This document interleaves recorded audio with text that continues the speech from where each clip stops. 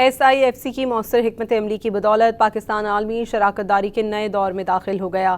Pakistani pharma اور زرعی شعبے میں اہم کامیابیاں ملی ہیں۔ چین کے ساتھ تجارتی اقتصادی تعاون میں اہم سنگ میل عبور ہو گیا۔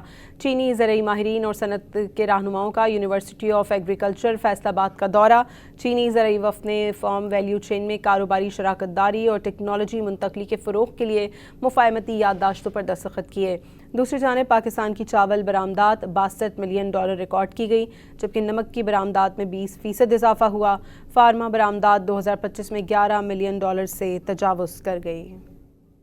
SIFC کی مؤثر حکمت عملی کی بدولت پاکستان عالمی شراکت داری کے نئے دور میں داخل ہو گیا۔ پاکستانی فارما اور زرعی شعبے میں اہم کامیابیاں ملی ہیں۔ چین کے ساتھ تجارتی اقتصادی تعاون میں اہم سنگ میل عبور ہو گیا۔ چینی زرعی ماہرین اور صنعت کے رہنماؤں کا یونیورسٹی آف ایگریکلچر فیصل آباد کا دورہ۔ چینی زرعی وفد نے فارم ویلیو چین میں کاروباری شراکت داری اور ٹیکنالوجی منتقلی کے فروغ کے لیے مفاہمتی یادداشتوں پر دستخط کیے۔ دوسری جانب پاکستان کی چاول برآمدات $62 ملین ریکارڈ کی گئی، جبکہ نمک کی برآمدات میں 20% اضافہ ہوا۔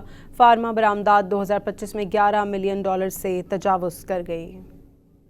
SIFC کی مؤثر حکمت عملی کی بدولت پاکستان عالمی شراکت داری کے نئے دور میں داخل ہو گیا۔ پاکستانی فارما اور زرعی شعبے میں اہم کامیابیاں ملی ہیں۔ چین کے ساتھ تجارتی اقتصادی تعاون میں اہم سنگ میل عبور ہو گیا۔